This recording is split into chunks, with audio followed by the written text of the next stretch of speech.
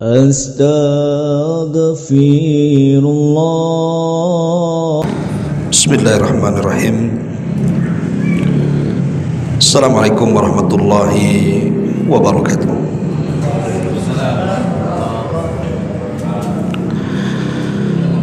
Alhamdulillah wassalatu wassalamu ala rasulillah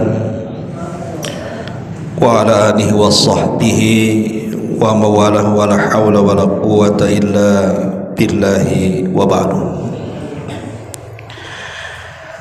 Terlanjutkan kajian kita masih membahas thulathiyat anin Nabi sallallahu alaihi wasallam,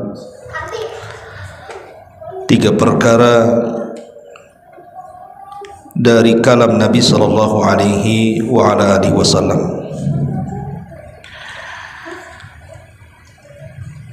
An Abi Musa al-Ash'ari radhiyallahu anhu marfu'an, thalathatun yad'ullaha fala yustajabu lahum. Dari Abi Musa al-Ash'ari radhiyallahu anhu secara marfu, artinya sampai kepada Nabi, 3 kelompok orang yang berdoa kepada Allah subhanahu wa ta'ala namun doa mereka tidak pernah dikabulkan.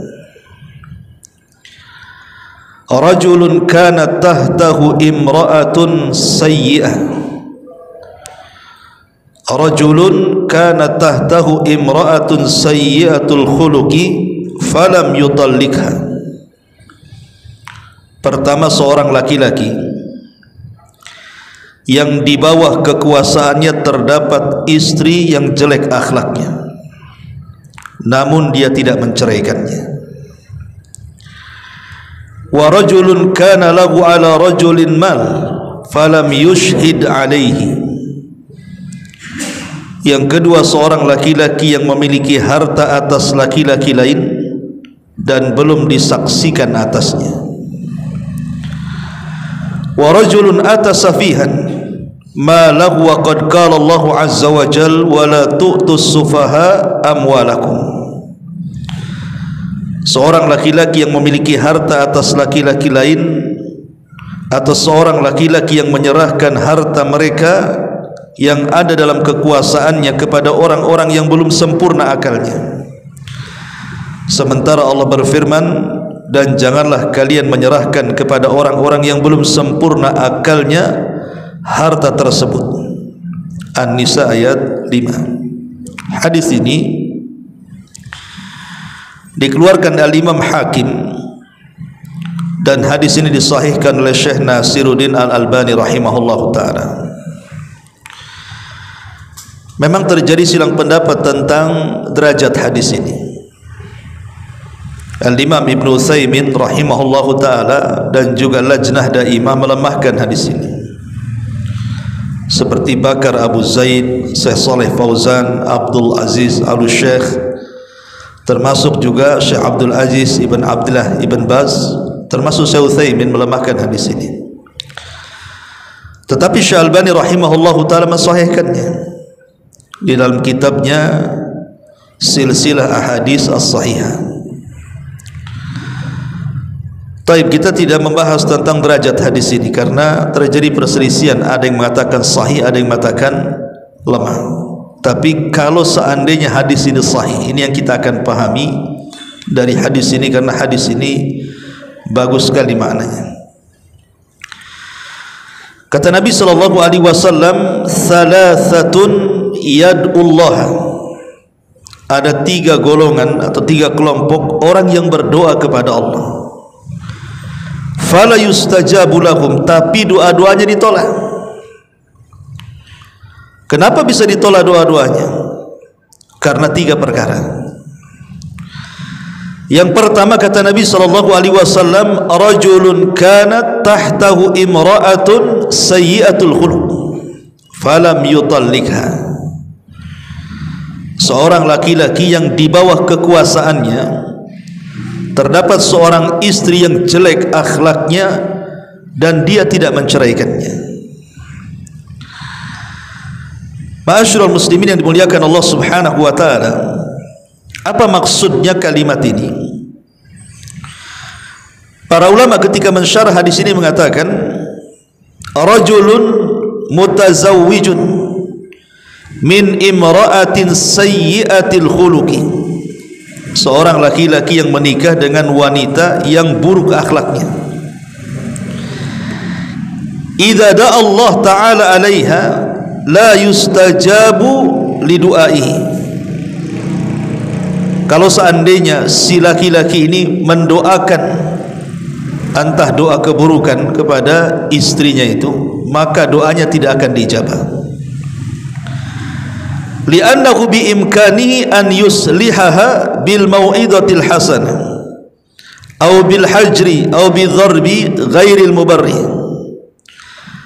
Karena suami itu sebenarnya bisa memperbaiki istri tersebut dengan nasihat-nasihat yang baik, atau dengan cara menghajar berpisah sebentar, atau dengan cara memukul tanpa ada bekas, au bi irsali hakamin min ahlihi wa hakamin min ahliha, ataupun dengan cara berdamai, mengutus utusan dari pihak suami atau istri.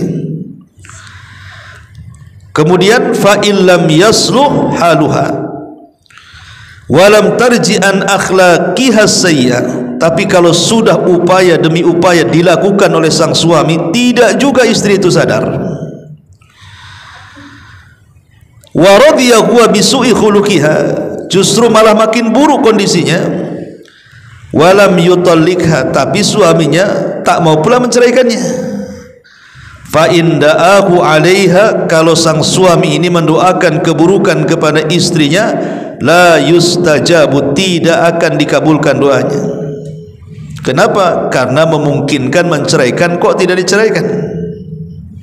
Jadi alasannya, kalau seandainya seseorang itu punya istri jelek akhlaknya, sudah dinasihati tak mempan, sudah diupayakan dengan berbagai macam solusi juga tidak mempan, masih juga jelek akhlaknya, sebenarnya istrinya itu sudah layak untuk diceraikan, tapi tak mau diceraikan juga. Lah kalau seandainya kemudian suami mendoakan keburukan karena jelek akhlaknya, Allah tidak akan ijabah doanya, karena dia menggantung istrinya. Harusnya kan ceraikan saja, ngapain kemudian dipertahankan kalau nyakiti hati, gitu maksudnya. Ini makna yang pertama, nanti kita jelaskan satu persatu. Makna yang kedua, kata Nabi SAW, wa rajulun kana lahu ala rajulin mal falam yushhid alaihi, seorang laki-laki yang memiliki harta atas laki-laki lain dan belum disaksikan atasnya. Apa maksudnya? Maksudnya adalah rajulun adana akhar malan, seorang laki-laki memberikan hutang kepada orang. Saya meminjam uang kepada anda, kemudian walam yushhid ala dainihi, tapi ketika proses pinjam meminjam uang itu tidak dicatat dan tidak ada saksi, ya main kasih gitu saja, bahkan tidak ada uang jaminan. Mungkin saking percayanya kan itu. Fa ankaral madinu daina, ketika sudah waktunya ditagih, mungkir pula kemudian yang meminjam hutang itu tidak mau bayar. Alasannya, mana buktinya? Catatan tak ada, saksi tak ada, uang jaminan pun tidak, kan begitu. Fa idza da'a alaihi sahibud daini fala yustajabu du'aahu fi haqqil madin li'annahu aqrad bidainin biduni tawthiki daini. Kalau seandainya saya marah gara-gara anda tidak mau bayar hutang, kemudian saya mendoakan jelek, maka doanya tidak akan dikabulkan. Kenapa? Salah sendiri. Kenapa ketika meminjamkan hutang tidak dicatat? Ketika meminjamkan hutang tidak disaksikan dan tidak ada barang jaminan. Berarti yang salah itu yang ngutangi, bukan yang ngutang, kan begitu. Walaupun sama-sama salah, yang ngutangi kita mau bayar kan, tapi alasannya, buat apa saya bayar? Mana buktinya? Jadi kalau saya pemilik uang mendoakan doa buruk karena anda ini tak mau bayar, tidak akan dikabulkan doanya. Kemudian ini makna Yang kedua, yang ketiga, kata Nabi sallallahu alaihi wasallam, wa rajulun ata safihan malahu wa qad qala Allah azza wa jalla wa la tutus sufaha amwalakum. Dan seorang laki-laki yang menyerahkan harta mereka yang ada dalam kekuasaannya kepada orang yang belum sempurna akalnya, sementara Allah berfirman, dan janganlah kalian menyerahkan harta orang-orang yang belum sempurna akalnya kepada mereka. Apa maksudnya? Maksudnya adalah rajulun atas safihan malahu, pamannya antum punya harta, kemudian antum punya anak belum balik atau sudah balik, tapi dia tidak bisa bermuamalah dengan hartanya, malah dihambur-hamburkan, dibuat maksiat, mabuk dan begitu seterusnya. Atau antum punya istri, istrinya itu tidak pandai pegang uang, dikasih uang berapa saja ludes, tahu untuk apa, mubazir ya. Kemudian antum kasih, setelah dikasihkan hartanya ludes hartanya, sakit hati kita. Kemudian kita mendoakan mereka keburukan, tidak akan dikabulkan. Salah sendiri, udah tahu dia tidak bisa mengelola harta, antum kasih pula. Karena ini melanggar firman Allah Subhanahu wa taala, wala tu'tus sufaha amwalakum. Janganlah kalian menyerahkan harta-harta kalian kepada orang yang tidak sempurna akalnya. Berarti kita melanggar firman Allah kan? Kalau kita mendoakan keburukan, tidak akan dijabah. Ini makna secara global hadis yang kita akan bahas. Taib yang pertama, ma'asyiral muslimin yang dimuliakan Allah Subhanahu wa taala, terkadang ada manusia itu diuji oleh Allah Subhanahu wa taala dengan jeleknya pasangan. Padahal ada hadis Nabi sallallahu alaihi wasallam mengatakan, arbaun min sa'adati dunia, ada 4 perkara termasuk kebahagiaan dunia. Jadi antum kalau punya 4 perkara bahagia dunia antum. Ini bukan cerita akhirat, cerita dunia. Kata Nabi sallallahu alaihi wasallam, al mar'atu salihah, ketika antum punya pasangan yang baik, istri yang salihah, pasti kita bahagia. Yang kedua, al-maskan al-wasi', tempat tinggal yang luas. Makanya orang kalau bangun rumah itu dihabiskan tuh tanahnya biar lapang dalamnya kan itu. Karena memang lapangnya rumah itu juga kebahagiaan. Daripada sempit, sudah sempit lemari semua isinya. Antum sedang jualan mebel atau apa? Isinya lemari semua. Ya. Kemudian juga yang ketiga, kata Nabi sallallahu alaihi wasallam, al-jarus salih, tetangga baik. Betapa banyak istri kita minta pindah rumah gara-gara kejahatan tetangga kan itu. Ngomel aja tetangga itu kan. Kemudian yang keempat, al-markab al-hani, kendaraan yang baik. Antum kalau punya mobil 1 meter mogok apa enggak stres? Si bolak balik ke bengkel kan itu ya. Stres lah orang dibuatnya. Lah kalau kita memiliki 4 perkara ini kebahagiaan dunia lah. Salah satunya Rasul mengatakan al-mar'atu salihah, wanita yang saleh. Sebaliknya kata Nabi sallallahu alaihi wasallam, termasuk keburukan dunia, tidak akan bahagia kita selamanya di dunia kalau kita memiliki kebalikan dari 4 perkara ini.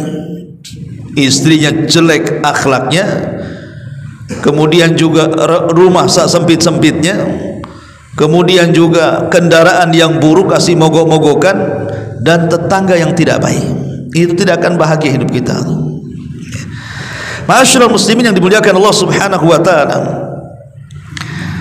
para ulama mengatakan bahwa ada sifat-sifat yang tampak dari istri itu yang sangat jelek sekali. Kata ulama, abrazus sifatis sayyi, namanya sifat buruk yang paling nampak dari seorang wanita itu. Pertama, al-ihmal wal ghurub minal mas'uliyati. Mereka para istri itu tidak mau melaksanakan kewajibannya. Waktunya antum pulang pengen makan, tak ada pula makanan. Ya, stres antum. Tengok istrinya tidur-tidur aja, tak ada kegiatan, capek pun tidak, kan begitu. Apa kata istrinya? COD aja lah bang, katanya. Sakit hati kan tuh. Uang belanja tidak kurang, ke pasar diantar, kulkas penuh, tak mau masak. Ya, ini contoh kecil saja. Ya, tidak mau tanggung jawab karena itu kewajiban dia, kan begitu ya, melayani suaminya. Suami sudah capek kerja di luar, artinya istri pun sama-sama kerja di rumah. Ya. Kemudian juga hubbu at-tahakkum was-saytarah. Istri itu maunya menguasai suami. Kalau bisa suami itu di bawah pengawasan dia, bukan terbalik, bukan suami yang ngawasi istri, antum yang diawasi. Asal nanti handphone berdering lagi. Siapa? Istri. Di mana bang? Sedang sama siapa? Ngapain itu? Kok jam segini belum pulang? Kan gitu. Padahal sudah tahu suaminya kerja, sengaja memang dibuat seperti itu supaya antum di pantauan dia. Ya, sampai celakanya ada juga istri yang kemudian naruh apa tuh? GPS. Ya kan, di mobilnya, di handphonenya, tahu antum mau kemana. Tidak semua rahasia suami harus diketahui istri. Tidak semua. Ada rahasia-rahasia istri tahu, tapi tidak boleh semua. Makanya kenapa para ulama tidak menyarankan tidak boleh sekarang nih ada handphone kan gitu. Tidak boleh istri tahu isi handphone suami itu. Walaupun kita tidak ragu ada suami-suami yang kurang ajar, kan begitu ya. Tapi hukum asalnya tidak boleh istri itu mengetahui isi apa yang ada di handphone suami itu. Kalau seandainya ketahuan, anggaplah ketahuan dalam handphone itu suami. Apa kata istri? Untunglah makanya Ustaz saya tengok, makanya dia tahu selingkuh. Bukan menyelesaikan masalah, makin sakit hati. Pertama curiga, yang kedua ada bukti, makin sakit hati kan. Bukan menyelesaikan masalah kan. Harusnya kan didoakan. Didoakan yang terbaik. Jangan kemudian mewakili tugasnya Raqib dan Atid. Itu sudah tugasnya Raqib Atid, bukan tugasnya istri. Kadang ada istri itu ingin menguasai suami. Suami pula takut istri habislah dia. Kan gitu. Kemudian juga yang ketiga al-ghiratul mufritah. Cemburu yang bersangatan. Ingat bu, cemburu yang bersangatan ini membuka pintu talak. Karena biasanya suami tidak suka dengan istri yang cemburuan. Ya cemburu bagus karena tanda cinta, tapi kalau bersangatan berlebihan ini masalah. Ya. Kemudian juga al-israfu wa tadbir. Al-israfu wa tabdzir, di antara akhlak yang buruk adalah si istri itu tak pandai membelanjakan hartanya dengan baik. Jadi suami ini lelah letih nyari harta itu kan supaya hartanya itu sebisa mungkin dimanfaatkan kepada yang manfaat. Tapi terkadang ada istri yang tidak tahu diri itu, lelah letih suami bekerja, ketika diberikan uang malah yang dibeli pula yang tidak ada manfaat bagi dia. Tidak ada manfaat bagi suaminya, tidak ada manfaat bagi anak-anaknya, hanya manfaat untuk dia saja, gaya-gaya saja.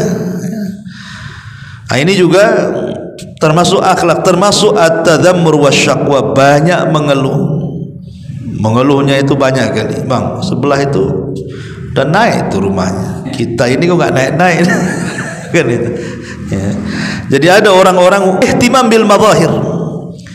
Ada istri itu yang tipenya itu hanya menampakkan casingnya saja. Kalau bisa pengen pakaiannya bagus, ya nampaknya sudah syar'i. Betul, istri antum sudah hijrah, tapi yang dipikirkan itu hanya pakaian saja. Ada cadar bagus beli, ada nikob bagus beli, ada pakaian syar'i beli. Udah setumpuk satu lemari, kalau bisa dua lemari. Tidak mungkin juga sekali pakai 5 rangkap kan gitu ya. Ngapain juga kan gitu. Tapi ada kemudian yang sudah hijrah saja, terkadang yang diperhatikan itu hanya pakaian saja. Hijrah yang sesungguhnya itu sebenarnya hijrah hati dulu. Karena casing itu buat apa? Allah kan tidak memandang. Innallaha la yanzuru ila suwarikum wala ila amwalikum walakin yanzuru ila qulubikum wa amalikum. Kalau ingin hijrah, jangan casing saja. Karena Allah tidak pernah memandang rupa kalian, tidak pernah memandang harta kalian, yang Allah pandang hati dan amalan kalian. Ini yang harusnya ditampakkan, hati dan amalannya lebih baik lagi. Bukan pakaiannya. Pakaian itu satu dari sekian hijrah, tapi itu bukan tujuan. Ya, karena itu yang banyak gitu ya. Termasuk juga al-ghurur wa takabbur, merasa sombong. Kadang-kadang istri merasa sombong, akhirnya tidak menghargai suaminya.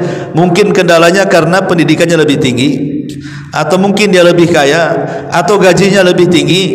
Suaminya pula ya pas-pasan, pendidikannya pas-pasan, penghasilannya pas-pasan, cara berpikirnya pas-pasan. Akhirnya kemudian istri merasa sombong. Ini bahaya nih kalau sudah seperti ini, ya. Ma'asyiral muslimin yang dimuliakan Allah Azza wa Jalla, dan yang seperti ini adalah ujian bagi laki-laki. Syekh Utsman Khamis pernah ditanya, Syekh, bagaimana kalau seandainya seorang suami itu punya istri yang buruk akhlaknya? Apakah dia harus bersabar ataukah harus menceraikannya? Maka Syekh mengatakan asalnya adalah sabar. Antum kalau sabar itu lebih baik. Tapi kalau seandainya tidak bisa sabar, maka menceraikan tidak ada masalah, karena sudah ada alasan menceraikannya. Kalau memang dia buruk sekali akhlaknya, kan begitu, dinasihati tak mempan, bahasa Jawanya dikandani-ngandani gitu ya, terbalik dia, ya, diserang malah nyerang gitu ya. Ada istri-istri yang keras kepala, yang susah dinasihati dengan cara apapun. Ada model-model istri yang seperti ini, lisannya jahat, ucapannya kotor, tidak punya akhlak, dan begitu seterusnya. Maka kata beliau, tidak masalah menceraikan, tapi kalau antum mau sabar dengan kondisi mereka, maka itu lebih baik. Ya, tapi ya gitu, hari-hari jantungan jadinya lah, was-was saja jadinya bawaannya, kan. Ya, tapi kalau diceraikan pun tidak ada masalah, karena terkadang cerai itu solusi. Daripada kemudian antum hidup dengan istri seperti itu, antum tidak bahagia, lalu apa tujuan rumah tangga? Enggak kecapai sama sekali mawaddah warahmah warahmanya itu, tidak ada sama sekali. Ini yang pertama. Lah, kalau kita melihat hadis ini, anggaplah hadis ini kita mengambil pendapat Syekh Albani yang mensahihkan hadis ini.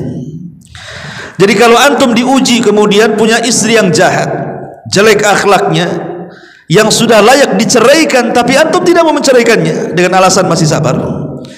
Jadi kalau antum sakit hati dengan istri kemudian mendoakan buruk kepada istri itu, maka tidak akan dikabulkan doanya. Tidak akan dikabulkan berdasarkan zahir hadis ini. Ini yang pertama. Kemudian yang kedua, bicara masalah hutang piutang, ikhwan. Kita tahu bahwa hutang piutang ini perkara yang dibolehkan dalam Islam hakikatnya, tetapi murni soal sosial. Jadi kalau antum menghutangi seseorang itu sebuah amal kebaikan, karena menolong orang, kan, wa ta'awanu 'alal birri wat taqwa, kan, salinglah tolong menolong di atas kebaikan dan ketakwaan. Apalagi orang yang berhutang itu berhajat dan mendesak, umpamanya untuk sewa rumah, kalau tidak dia tidak bisa tidur di rumah, umpamanya kalau tidak beli makan dia tidak makan. Kita lebih berpahala lagi menolong mereka, kan, itu walaupun atas nama hutang. Tapi masalahnya adalah di pihak orang yang berhutang, di pihak orang yang berhutang. Kata Nabi SAW dalam sebuah hadis, ingat bahwa ada seorang sahabat datang kepada Rasul dan mengatakan, ya Rasulullah, ara'aita in qutiltu fi sabilillah, bagaimana pendapatmu kalau seandainya aku berperang di jalan Allah dan aku mati syahid, apakah dosa-dosaku akan diampuni? Maka Nabi SAW mengatakan, ya, in qatalta fi sabilillah wa anta sabirun muhtasibun muqbil ghairu mudbir illa dain, kata Rasul. Kalau engkau memang betul-betul berperang di jalan Allah dan engkau sabar mengharap pahala Allah, tidak lari dari peperangan, maka dosa-dosamu akan diampuni, kecuali kau punya hutang. Kecuali kau punya hutang. Lihat, semua dosa orang yang mati syahid digugurkan kecuali hutang. Makanya satu hari Nabi SAW diminta untuk menyalatkan jenazah orang yang punya hutang. Jenazah ini tinggal nyolatkan saja, karena sudah dimandikan, dikafankan, dan sudah siap disolatkan. Tapi Nabi SAW mengatakan, apakah dia punya hutang? Orang-orang mengatakan, ya, dia punya hutang 2 dinar. Maka kemudian Rasul mengatakan, aku tidak akan menyolatkan dia, tapi kalian solatkanlah dia. Rasul tidak mau menyolatkan, tapi menyuruh para sahabat untuk menyolatkan. Sehingga ada seorang sahabat namanya Abu Qatadah radhiyallahu anhu mengatakan, dinaran alayya Rasul, aku yang bayarkan hutang 2 dinar itu, asal kau solatkan dia. Akhirnya Nabi SAW meminta kejelasan kepada Abi Qatadah, betul kau akan bayar? Ya, aku bayar. Akhirnya Rasul pun menyolatkan jenazah itu. Keesokan harinya Rasul bertanya kepada Abu Qatadah, Abu Qatadah, 2 dinar kau sudah bayar? Belum Rasul, kan baru kemarin dia mati kata. Hari ketiga Nabi SAW tanya lagi, dinaran ya Abu Qatadah, cemana yang 2 dinar wahai Abu Qatadah, sudah kau lunasi katanya. Kata Abu Qatadah, ya sudah aku lunasi wahai Rasul. Apa kata Rasul? Al-an barudat jildatuhu, sekarang kulit si mayat dalam kuburan itu sudah menjadi dingin. Artinya hutang itu mau panas ke kuburan tuh. Ketika sudah dibayar, kuburannya langsung dingin, menunjukkan bahwa hutang itu menyebabkan azab kubur kalau kita tidak bayar, ya. Bahkan Nabi SAW sampai mengatakan, idza faraqa ruhul jasad wa huwa bari'un min thalathin dakhala al-jannah. Kalau ruh sampai keluar dari jasad kita dan kita terbebas dari 3 perkara, dipastikan antum masuk surga. Kemudian kata Rasul, yang pertama al-kibru, kita mati tidak ada kesombongan. Yang kedua wad-dainu, kita mati tidak bawa hutang. Dan yang ketiga wal ghulul, kita mati tidak menjadi pencuri. Kalau kita terbebas dari 3 perkara ini, kata Rasul, dakhalal jannah, dijamin masuk surga. Ketika meninggal tidak sombong, ketika meninggal tidak bayar hutang, dan ketika meninggal tidak membawa dosa mencuri. Makanya Umar ibn Khattab radhiyallahu an sampai mengatakan, iyyakum wad-daina fa inna awwalahu hammun wa akhirahu harbun. Hati-hati jangan berhutang kalian, karena awal hutang itu biasanya membawa stres, kebingungan. Makanya ada istilah orang yang banyak hutang itu, kalau malam dia stres, kalau siang dia kabur, hilang dia, cari nggak ada, dia adanya malam saja. Sebab kalau siang ketakutan dicari-cari orang, kan begitu. Lah Umar mengatakan awalnya stres, akhirnya permusuhan. Akhirnya jadi musuhan, kan, gara-gara nggak bayar hutang ya musuhan jadinya, kan. Awalnya stres, akhirnya musuhan.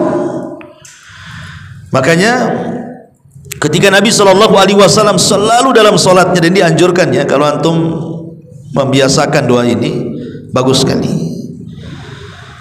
Jadi Nabi SAW selalu berdoa sebelum salam. Jadi ketika tasyahud akhir, ya, kemudian antum berdoa kepada Allah Subhanahu wa taala, Allahumma inni a'udzubika minal ma'sami wal maghram. Ini sebelum salam nih. Setelah antum berlindung dari 4 perlindungan, berlindung dari azab kubur, berlindung dari azab jahannam, berlindung dari kematian dan juga kehidupan, termasuk berlindung kepada buruknya fitnah dajjal, baru antum katakan Allahumma inni a'udzubika minal ma'sam wal maghram. Ya Allah, aku berlindung kepadamu untuk banyak melakukan dosa dan untuk terlilit hutang. Rasul selalu baca doa ini sebelum salam, sehingga Aisyah ummul mukminin radhiyallahu anha bertanya kepada Rasul, ma aksar ma tasta'id minal maghram. Rasul, kenapa dalam solatmu selalu engkau ini berdoa supaya dibebaskan dari hutang? Emang kau punya hutang? Ya.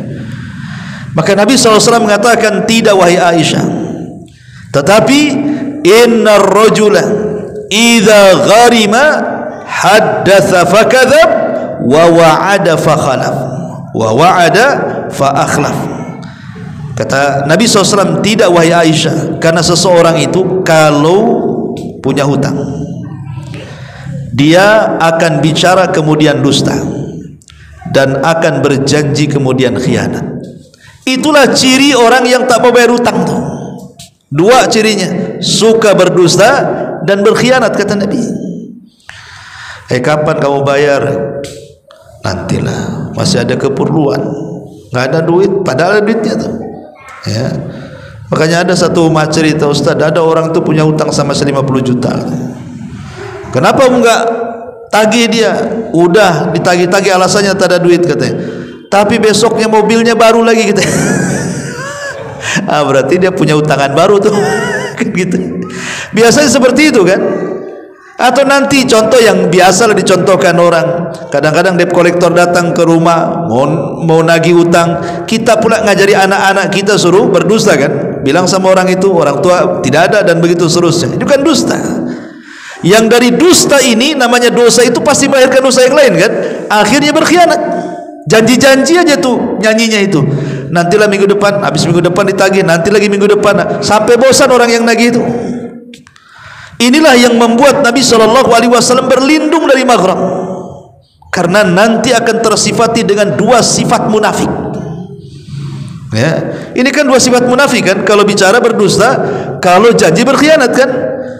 Itulah namanya hutang itu bisa sampai ke situ. Makanya Nabi SAW selalu berlindung dari jangan terlilit hutang itu. Sampai di zaman Nabi SAW,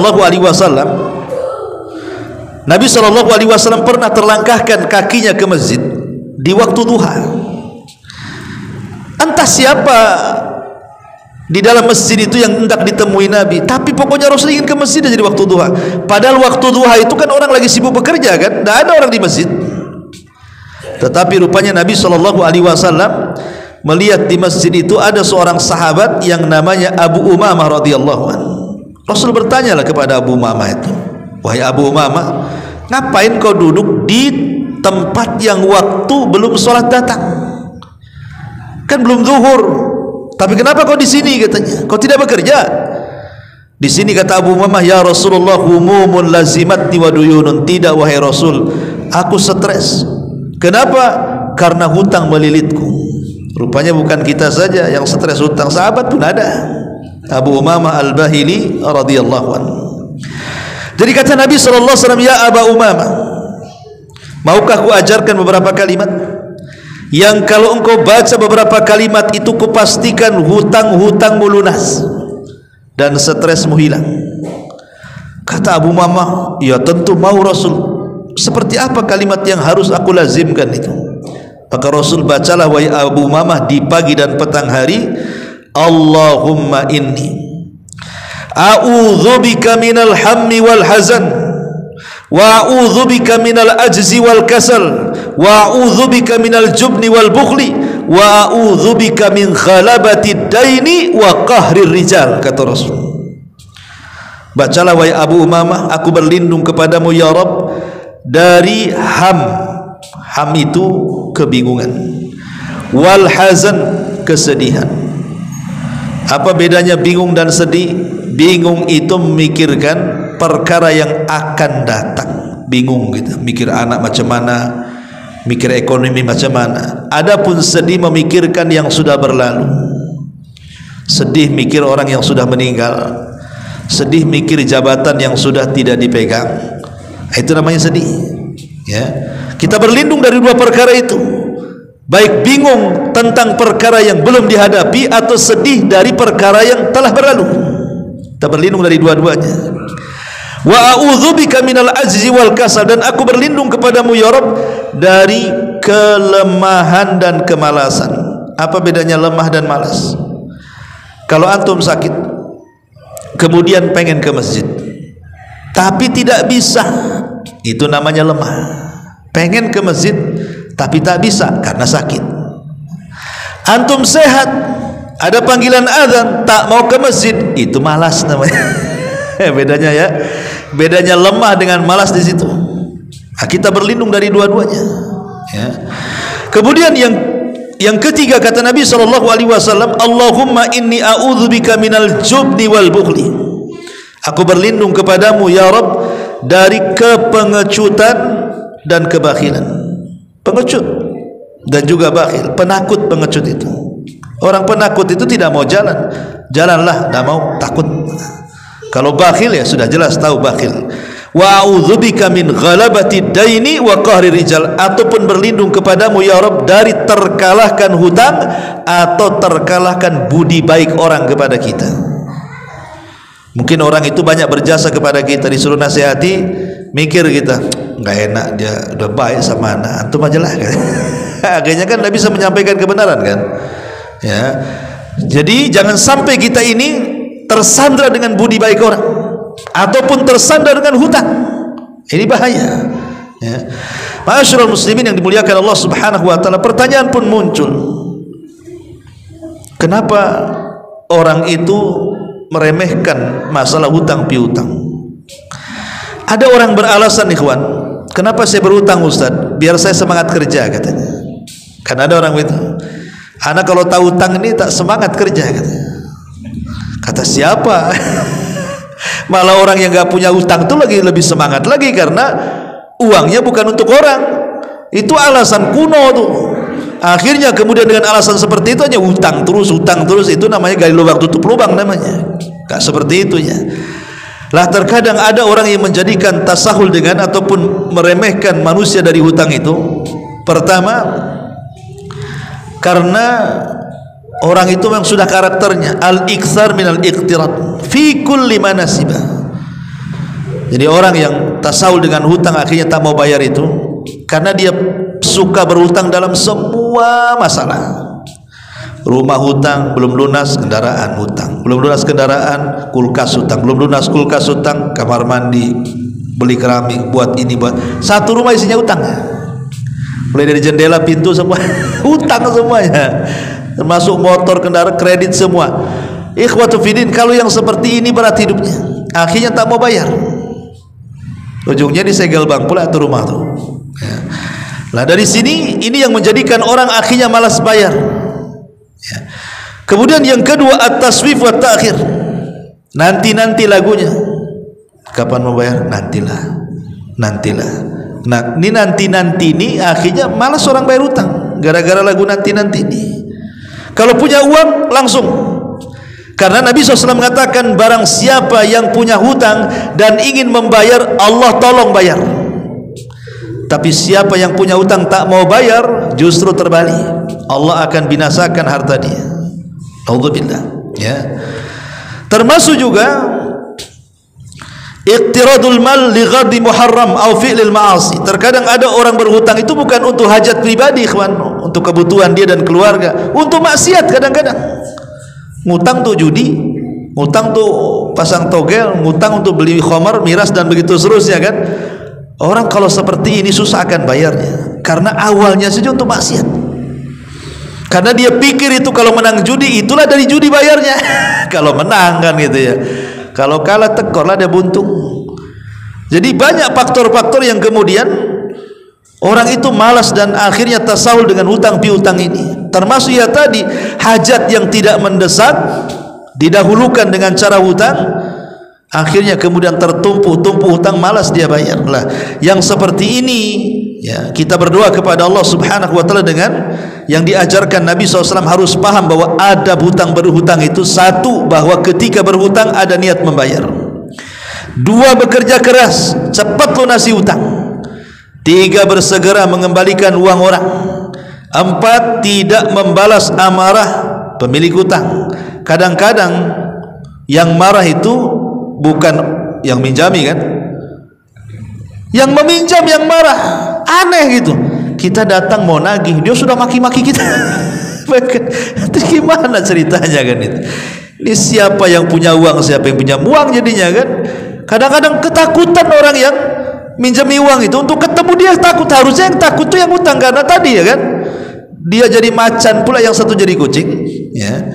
Jadi nggak usah balas ya kalau ada amarah pemilik utang kemudian melebihkan nominal utang, bukan riba, tidak, kecuali kalau yang menghutanginya itu terkena rentenir ya. Tapi kalau memang yang menghutang itu orang baik, tidak pernah dia bermuamalah dengan riba, kalau kita mengembalikan sebagai hadiah kita kasih lebih, itu tidak ada masalah ya. Namanya kebaikan harus dibahas kebaikan kan ya. Kemudian jangan lupa doakan orang yang telah berbuat baik dengan menghutangi orang ketika kita sudah membayarnya. Lah, adapun poin yang kita bahas di sini adalah masalah utang piutang. Jadi ingat bahwa ketika antum menghutangi utang kepada orang, maka ingat ada hukum-hukum yang berlaku di situ. Pertama, ya, tahdid ajalidain. Antum harus jelaskan, nih saya kasih uang sampai kapan antum pinjam? 2 bulan, 3 bulan, 1 tahun. Jelaskan, ya, catat. Yang kedua, kitabatud dain wa ajali. Mencatat, betul-betul dicatat. Kemudian yang ketiga, harus ada saksi. Saksi itu minimal 2 laki-laki. Kalaupun tidak ada laki-laki, 1 laki-laki, 2 perempuan. Karena persaksian laki-laki itu sama dengan 2 perempuan, ya. Kemudian juga harus dibacakan utang itu. Setelah dicatat, disaksikan, dibacakan supaya orang dengar. Jangan sampai diam saja. Kalau memang dia bisu, ya orang lain suruh bacakan. Kenapa kemudian Islam itu mengikat seperti ini? Sampai sebagian ulama, Imam Qurtubi mengatakan saksi dan catatan itu wajib, walaupun jumhur mengatakan sunnah, supaya satu tidak lupa. Ya, namanya manusia itu kan ada lupanya.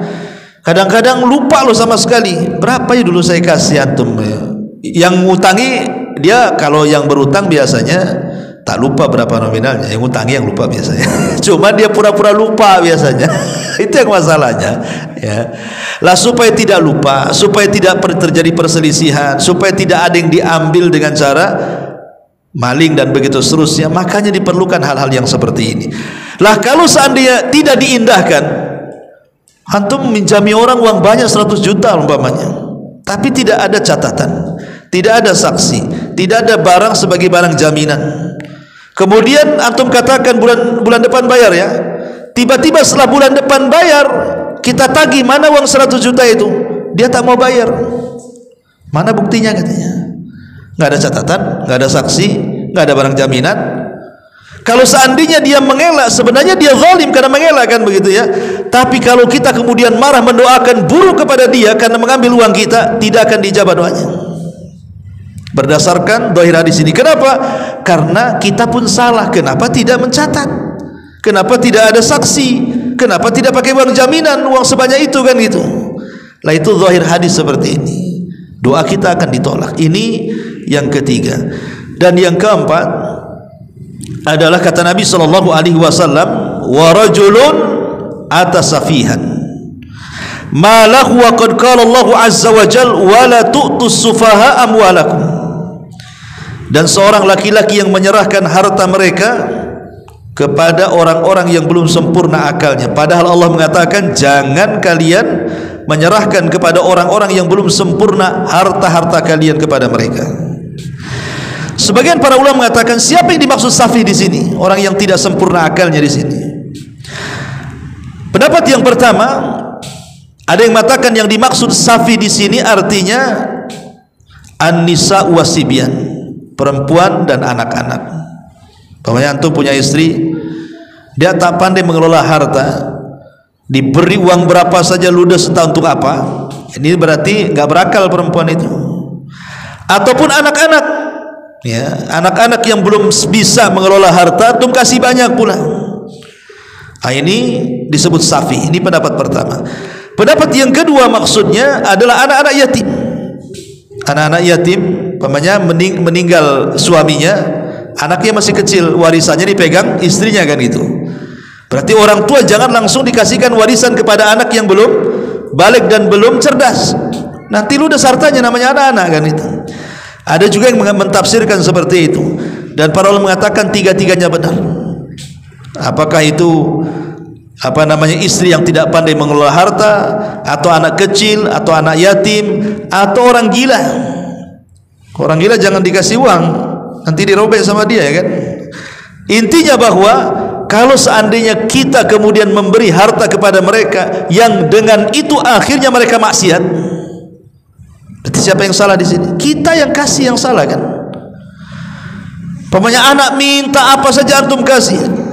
Tahu anak ini suka khamar, suka narkoba, suka ini, suka itu, suka berzina, antum fasilitasi, berarti memfasilitasi maksiat, kan. Atau mungkin istri yang tidak pandai mengolah harta, antum memfasilitasi supaya istri menghambur-hamburkan harta namanya. Kalau kemudian kita sakit hati setelah hartanya habis karena mereka gunakan untuk maksiat, antum akhirnya berdoa keburukan kepada mereka, zahir hadis tidak akan diijabah. Karena kita yang salah, melanggar firman Allah Subhanahu wa taala, wala tu'tus sufaha amwalakum, janganlah kalian memberi orang-orang yang kurang akal itu harta-harta kalian. Makanya sebelum kemudian memberikan harta kepada orang-orang yang kita anggap safi itu, terlebih dahulu didik mereka, didik dengan agama. Karena hanya pendidikan agama itu, ikhwan, anak kita itu akan cerdas mengolah harta orang tuanya. Makanya sering saya katakan, anak-anak di zaman sekarang ini, lihat ketika orang tua tidak pernah mendidik agama kepada mereka, maka apa yang terjadi? 4 perkara kan yang sering saya sebutkan. Boleh jadi anak kita itu menjadi anak yang mufsid, rusak anak kita. Siapa yang salah? Orang tua tidak mendidik agama kan, akhirnya jadi rusak dia. Jadi membantah orang tuanya, durhaka kepada orang tuanya, pergaulan bebas dan begitu seterusnya, rusak. Yang kedua, bisa saja anak kita itu jadi mudmir. Mudmir itu kecanduan maksiat, kecanduan khamr, dia pula gembongnya ya. Atau yang ketiga, selain daripada mufsid kemudian mudmir, atau boleh jadi dia rusak agamanya, mudil, sesat agamanya, keyakinannya sesat dia akhirnya kan, karena tidak diajari agama. Akhirnya mungkin anaknya pengen belajar agama, asal cari guru, rupanya gurunya sesat, sesatlah dia. Atau sama sekali tidak mau belajar agama karena orang tuanya tidak pernah mengajarkan agama, sampai besar tidak mau, dia nggak perlu dengan agama, dan ini bahaya. Ataupun dia syadza, boleh jadi tingkah laku seksualnya menyimpang, entah ikut LGBT akhirnya kan, masuk ke homoseksual, ke lesbi, transgender atau apa namanya kan, itu karena tidak ada pendidikan agama tuh. Lah ketika kemudian anak itu tidak ada pendidikan agama, akhirnya mereka jadi safi. Safi itu jadi bodoh jadinya akalnya. Lah ketika kemudian mereka jahil, kita kasih harta kepada mereka, harta ini tidak akan manfaat karena mereka pasti gunakan untuk maksiat tuh. Lah kalau kemudian orang tua merasa menyesal karena sudah memberikan harta dan hartanya dihambur-hamburkan, kemudian kita sakit hati dan mendoakan keburukan kepada mereka, tidak akan dikabulkan doanya. Karena berdasarkan hadis Nabi SAW, jangan kalian memberi harta kepada orang yang tidak berakal, yang kurang sempurna akalnya ya. Ma'asyiral muslimin yang dimuliakan Allah Azza wa Jalla, 3 perkara. Tetapi ini bagi yang mensahihkan hadis ya. Yang saya jelaskan ini bagi yang mensahihkan hadis ini. Tetapi Syekh Utsaimin rahimahullahu taala mengatakan, karena beliau yang mengatakan hadis ini tidak sahih, beliau menjabarkan perkara lain, bahwa tidak sampai seperti itu. Maksudnya doanya kalau berdoa itu tidak dikabulkan, tidak sampai seperti itu, karena hadisnya lemah kan begitu. Karena contoh umpamanya seorang wanita yang buruk akhlaknya, kalau buruk akhlaknya maksudnya itu mungkin hanya ya, mungkin lisannya kurang bagus, mungkin dia malas melayani hak suaminya, kan bisa dinasihati, bisa dinasihati. Kecuali kalau seandainya memang buruk agamanya, gak mau sholat kan itu, atau buruk kehormatannya, selingkuh dan lain sebagainya, tinggal diceraikan saja kan. Tapi bukan berarti menghalangi doa-doa tidak dikabulkan. Yang kedua, begitu juga gara-gara tidak bawa saksi ketika hutang piutang tidak dikabulkan, karena Rasul pun pernah satu hari dalam muamalah itu tidak pakai saksi. Contoh mamanya, satu hari Nabi SAW dia hendak membeli seekor kuda dari Arab Badui. Sudah deal-dealan harga itu sebenarnya Arab Badui dengan Nabi itu, harga kudamu berapa? Sekian. Deal oke, kata Nabi. Besok kau bawa kudanya, aku bawa uangnya, kata Nabi. Akhirnya Nabi menunggu di tempat transaksi itu, si Badui ini tak datang-datang dengan kudanya. Rupanya kuda itu sudah dijual sama orang yang lebih tinggi daripada tawaran Nabi. Padahal sudah ada akad tuh. Ya, padahal nggak boleh kalau sudah ada akad dibatalkan dulu akadnya kan itu, baru dijual sama orang kalau tak jadi. Anda karena ada yang menawar lebih tinggi dijual sama orang lain, dasar badui. Datang kepada Nabi, kata Nabi, mana kudamu? Kau kan kemarin bilang mau dijual dan kita sudah deal-dealan. Saya sudah bawa uang, mana kudamu? Apa kata badui tadi? Mana ada, aku janji katanya. Ingkar dia. Nggak ada, mana saksinya katanya? Tak ada saksi katanya. Akhirnya kemudian ada seorang sahabat namanya Khuzaimah ibn Thabit radhiyallahu anhu. Khuzaimah ibn Thabit. Dia mengatakan kepada Nabi, saya saksinya. Kata Rasul, kenapa kau jadi saksi? Kau kan tak hadir kemarin waktu transaksi. Saksi itu harus melihat. Kamu nggak ada kemarin. Kenapa kau menjadi saksi katanya? Kata Khuzaimah bin Thabit, ya Rasul, kalau aku lo membenarkan kabar dari langit, ya, bagaimana aku tidak membenarkan kabar dari bumi? Pasti kau yang benar, dia yang dusta. Maka dari situlah Rasul menjadikan Khuzaimah itu sama dengan dua persaksian tuh, saksinya. Artinya kan Rasul ketika transaksi dengan Arab Badui kan tidak pakai saksi kan? Ya, dari sini menunjukkan bahwa ya seolah-olah hadis ini juga akan bertentangan dengan masalah hadis ini. Jadi tidak sampailah kemudian doanya tidak dikabulkan begitu. Begitu juga yang terakhir gitu ya, masalah orang yang berikan harta kepada orang safi. Jadi tergantung penafsiran. Kalau yang mensahihkan hadis ini ya memang tidak akan dikabulkan. Tapi bagi yang melemahkan hadis ini maka tidak sampai ke situ. Wallahu a'lam bishawab. Ini yang bisa saya sampaikan. Mudah-mudahan ada hikmahnya. Kok ada pertanyaan di YouTube nih? Bentar. Ustadz, ana punya ponakan sudah menikah 5 tahun. Tapi selama mereka menikah istrinya tinggal sama orang tuanya dan tidak pernah ngurus suaminya. Tapi yang urus ibunya sendiri, apa boleh diceraikan Ustadz wanita tersebut? Iya. Kewajiban istri itu kalau sudah menikah dia tidak punya hak lagi untuk mengurus orang tuanya kecuali seizin suaminya, karena haknya sudah berpindah. Beda kalau suami tetap orang tua nomor 1, tapi suami pun tidak boleh memaksa istrinya untuk membantu orang tuanya, nggak ada kewajiban. Antum tidak boleh maksa istri antum urus ibu saya, nggak ada kewajiban ya. Dan berhak menolak, ngapain saya urus ibu kamu katanya, saya kan melayani kamu saja. Kecuali mimbabi tabarruk, karena ingin berbuat baik kepada suaminya, berbuat baik kepada orang tuanya. Tapi kalau suami menekan, kau harus bantu ibuku, tidak ada kewajiban. Lah sebagaimana istri pun kalau sudah menikah, kewajiban dia kepada suami, bukan kepada orang tuanya, kecuali kalau suaminya mengizinkannya, dan itu akhlak yang baik. Dan itu pun bukan terus menerus kan begitu kan, karena hak kepada suami lebih besar dibandingkan hak dia kepada istri. Maka nasihat saya kepada yang bertanya ini, pertama nasihati dulu istrinya, kasih tahu hak kamu kepada siapa. Hak kamu itu kepada suami atau kepada ibu? Lalu apa gunanya menikah? Kalau belum menikah memang betul hak si anak wanita kepada orang tuanya kan, tapi kalau sudah menikah beralih dia hanya kepada lakinya. Lalu apa gunanya menikah? Jelaskan seperti itu.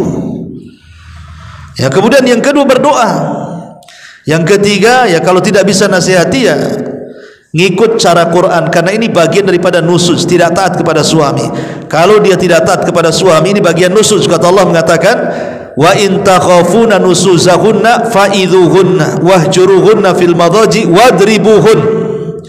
Kalau engkau takut istrimu melakukan nusuz, sudah tidak taat lagi sama kamu, tidak mau nurut lagi sama kamu, nasihati. Tak mempan ustaz nasihat, pisah ranjang, ya sudah pisau, dia di sana aku di sini katanya. Kalau sudah tidak bisa juga, tidak mempan, boleh kita memukul sebagai simbol, tapi hindari wajah dan jangan memukul ada bekas. Itu hanya simbol saja bahwa ini sudah klimaks. Kemudian yang terakhir, coba rundingkan antar dua keluarga. Kalau 4 perkara tidak bisa, ya sudah, apalagi serahkan kepada Allah, itu mungkin bukan jodohnya. Tapi kalau mau sabar terus menasihati sampai dia sabar, tentu lebih baik lagi. Tapi kalau tidak sabar, ya carilah istri yang lain. Masih banyak ya. Kenapa bingung dengan satu istri yang jelek akhlaknya? Wanita itu lebih banyak jumlahnya daripada laki-laki. Kenapa mesti sedih? Ya, nanti di hari kiamat itu justru satu laki-laki jumlahnya dibandingkan dengan wanita itu 1:50.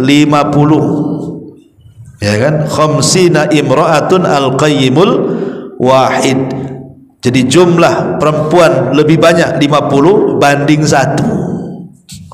Padahal kita jatahnya 4. Ini 50 pula. Coba ya. Jadi ngapain kemudian mikir yang satu padahal yang 49 masih menanti? Nggak usah. Kalau istri dan nggak bisa, cara ini salah, cara itu salah, ngapain dipertahankan? Ya, karena hidup kita ini kan ibadah. Rumah tangga itu bukan tujuan, ikhwan. Rumah tangga itu wasilah. Banyak orang yang kemudian menjadikan rumah tangga itu tujuan, sehingga kemauan istri dan suami harus diikuti. Tidak, rumah tangga itu wasilah. Ibarat kapal nih, kalau seandainya kita naik kapal itu nahkodanya bener, ikut di situ. Kalau nggak bener, turun dari situ. Selesai. Ya, jangan dipersulit hidup ini. Sederhanakan saja masalah. Maka mudah-mudahan Allah mudahkan. Ya, apakah boleh menceraikan? Ya, kalau sudah dinasihati dengan urutan-urutan tadi, ya tidak ada masalah. Karena sudah ada alasan untuk menceraikan, dia sudah nusus masalahnya. Masa dia tinggal di rumah orang tua, merawat orang tuanya? Kecuali ini bagian daripada syarat pasca nikah lain. Kalau antum menikah ada syarat, bang saya kasih syarat, kalau tidak saya tidak mau. Apa syaratnya dek? Ini orang tua saya sudah sepuh, sudah sakit, boleh enggak saya selama menikah saya rawat orang tua saya? Itu kalau oke, berarti kan masuk pada syarat pranikah namanya. Itu lain lagi ceritanya. Tapi kalau tidak ada syarat pranikah, maka hukum asal wanita itu taat pada suami setelah ketaatan dia kepada Allah Subhanahu wa ta'ala. Salam Pak Ustadz, salam balik.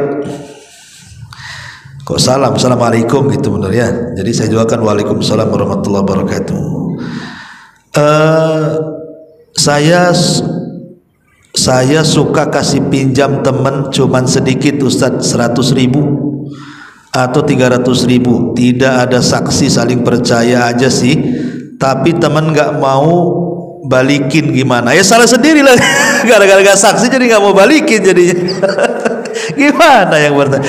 Itulah gara-gara gak ada saksi, nggak ada uang jaminan. Kan pakai jaminan nggak apa-apa, walaupun tak banyak, ya jaminannya pun tak banyak kan gitu ya. Ya saya pinjamin uang tuh jaminannya apa? Jaminan itulah kemudian kita jual, kita ambil pokoknya, kembalikan sisanya kan itu. Ya. Wallahu a'lam. Ustaz, anak punya utang, tapi sekarang orang yang saya utangi hilang. Gimana nih? Yang saya utangi hilang kontak sama saya niat membayarnya. Saya sudah coba mencari orang tersebut tapi hilang kontak.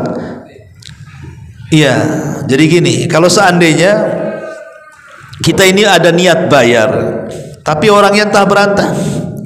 Kalau dia ada alamatnya di mana, kalau dia mati tak ada pula kuburannya. Dia sudah berusaha mencari, keluarganya tidak tahu di mana. Kayak orang Batam kan biasanya semua dari daerah-daerah luar kan, kadang-kadang sulit cari keluarga biasanya. Ya. Tapi kalau di kampung-kampung tahulah. Kalau ada keluarganya ya bayar sama keluarganya. Tapi kalau kita kayak di Batam ini yang masyarakatnya dari mana-mana, kadang-kadang kita mau bayar itu dicari udah nggak ada. Maka kata para ulama, uang itu sedekahkan. Jadi kalau mamanya pernah pinjam uang 50.000 atau 100.000 atau 1 juta, sudah berusaha ke sana kemari, ya sudah, kalau ada niat bayar, infakkan, sedekahkan uang itu, niatkan untuk orang itu. Ya, diniatkan untuk orang itu, bahwa pahala ini untuk dia. Tapi kalau seandainya kemudian tahu-tahu ketemu, ya harus dibayar balik. Jangan bilang, uangnya sudah sedekahkan lah, sudah saya bayar dengan pahala kok, katanya. Ya tidak bisa, tetap harus dibayar juga dengan uang. Maksudnya ini sudah nggak ada lagi dicari ke sana kemari, kayaknya mustahil ketemu. Caranya seperti itu, sedekahkan. Jadi pahalanya diberikan kepada orang yang telah menghutangi kita.